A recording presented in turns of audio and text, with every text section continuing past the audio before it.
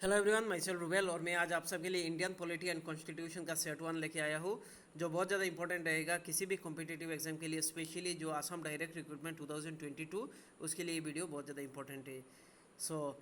जो लोग आप एग्ज़ाम दे रहे हैं या जो लोग आगे किसी भी कॉम्पिटिटिव एग्ज़ाम के देने के लिए तैयारी कर रहे हैं, उनके लिए वीडियो बहुत ज़्यादा खास है। आप लोग इस वीडियो को ज़्यादा से ज़्यादा शेयर कीजिए, सुनिए, क्योंकि ये क्वेश्चन बहुत ज़्यादा इंपॉर्टेंट है। आप लोग आंसर देने की कोशिश करना और वीडियो को पॉज करके ये मॉक टेस्ट के हिसाब से मैं कराऊंगा। आप लोग आंसर देने की कोशिश करना और एट द एंड मुझे बताना किसका कितना करेक्ट हुआ। शुरू करते हैं आज का पहला क्वेश्चन, यानी question number 1। In India the concept of single citizenship is adopted from. India में जो कॉन्सेप्ट है सिंगल सिटीजनशिप, जैसे हम लोग इंडिया ने, जैसे किसी भी स्टेट के, जैसे हम लोग अभी असम में हैं तो असम का सिटीजन नहीं बोल सकते, हम लोग बोलेंगे इंडियन सिटीजन। ये कहाँ से लिया गया है ये concept? Number 1 England, number 2 USA, number 3 Canada, number 4 France. कौन सा करेक्ट होगा? राइट आंसर इज ऑप्शन 1 यानी इंग्लैंड। ध्यान रखना। थोड़ा सा हम लोग देख लेंगे, जो Indian constitution borrowed such feature as parliamentary form of government, यह ध्यान रखना। पार्लियामेंट्री फॉर्म ऑफ गवर्नमेंट ये कहाँ से लिया गया? ये इंग्लैंड से लिया गया। इंग्लैंड का जो कॉन्स्टिट्यूशन है उससे लिया गया। इंट्रोडक्शन ऑफ स्पीकर, जो स्पीकर का इंट्रोडक्शन रहता है, and his rule, the concept of single citizenship, the rule of law, procedure of law making etcetera, ये कहाँ से लिया गया? ये इंग्लैंड से लिया गया। ध्यान रखना।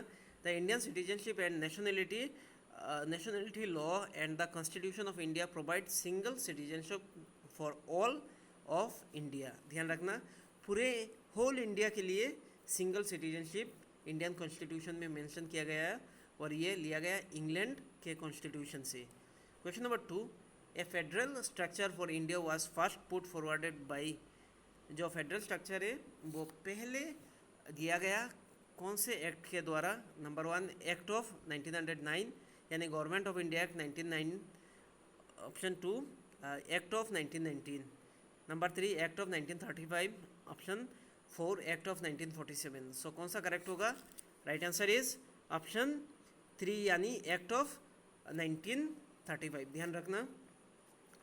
ये जो the government of India act 1935, the voluminous and the final constitution effort at governing the British India articulated 3 major goal. ध्यान रखना। Establish a loose federal structure, achieving provincial autonomy, ये जो लूज फेडरल स्ट्रक्चर है ये भी introduce किया गया act of 35 यानी गवर्नमेंट ऑफ इंडिया एक्ट 1935। जैसे, और दूसरा है achieving provincial autonomy and safeguarding the minority interest through separate electorate, ये सब गवर्नमेंट ऑफ इंडिया एक्ट के द्वारा लिया गया या कॉन्स्टिट्यूशन में एडॉप्ट किया गया। The federal provision intended to unite princely state and British India at the center were not implemented because of the ambiguities in the safeguarding the existing privilege of princes. Next question, question number 3, the drafting of the constitution was completed on। constitution का जो drafting complete हुआ कब? Number 1 26 जनवरी 1950, number 2 26 दिसंबर 1949, option 3 26 नवंबर 1949, option 4 13 नवंबर 1947। कौन सा correct होगा? Right answer is option 3 26 November 1949।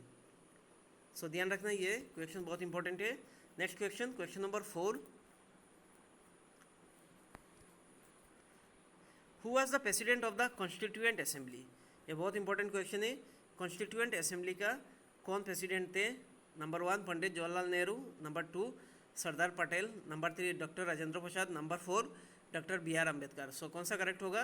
Right answer is option 3 doctor Rajendra Prasad. ध्यान रखना, जो the first temporary 2-day president of the constituent assembly was doctor Sachchidananda Sinha. ध्यान रखना, वो टेम्पोररी प्रेसिडेंट थे 2 दिन के लिए। Later Rajendra Prasad was elected president of the constituent assembly, ये भी याद रखना। Question number 5, public order as an item in the constitution figures in number 1 the union list, number 2 the state list, number 3 the concurrent list, number 4 the residuary powers। कौन सा correct होगा? Right answer is option 2 the state list. आज के लिए इतना ही। Thank you so much. ये video कैसा लगा मुझे कमेंट सेक्शन में बताना, और आगे भी ऐसा क्वेश्चन चाहते हो तो मुझे कमेंट सेक्शन में बता देना। Thank you so much.